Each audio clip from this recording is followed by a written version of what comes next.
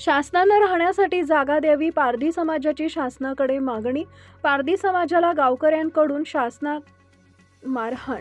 आज दिनांक 2 फेब्रुवारी रोजी सायंकाळी 5 वाजता मिळालेल्या माहितीनुसार जालना तालुक्यातील पुणेगाव येथे पारधी समाज गेल्या 10 ते 15 वर्षापासून राहत असून पुणेगाव गावकऱ्यांकडून त्रास व बेदम मारहाण करण्यात आली आहे.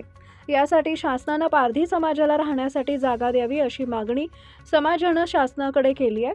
पारधी समाजाच्या महिलेला मारहाण केली असून तालुका पोलीस ठाणे याकडे दुर्लक्ष करत आहे. नावावर करून भेटाय पाहिजेतच आम्हाला कुठं जागा हेही नाही राहायला.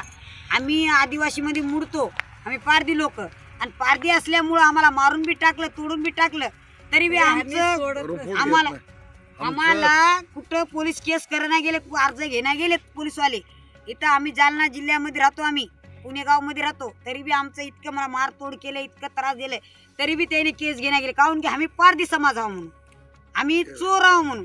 सगळे सारखे चोर नसतातच, सगळेच लोक जाती पैदा लेकरू झालेले, एवढ्या लेकराला शाळा भेटायला तरच हे लेकरू उद्या चाल भविष्य होईल ना, की या लेकराला बी आता आम्हालाच आरोप ठरवल्यावर लेकराचं भविष्य कसं सुधारायचं. आज कुठं मारून बी टाकलं, रेप बी केलं, पुरी बेइज्जती बी केली त्या पोरीची, तरी त्याने केस घेणार नाहीत पोलीसवाले ऐकून हे लोक माजायला लागले.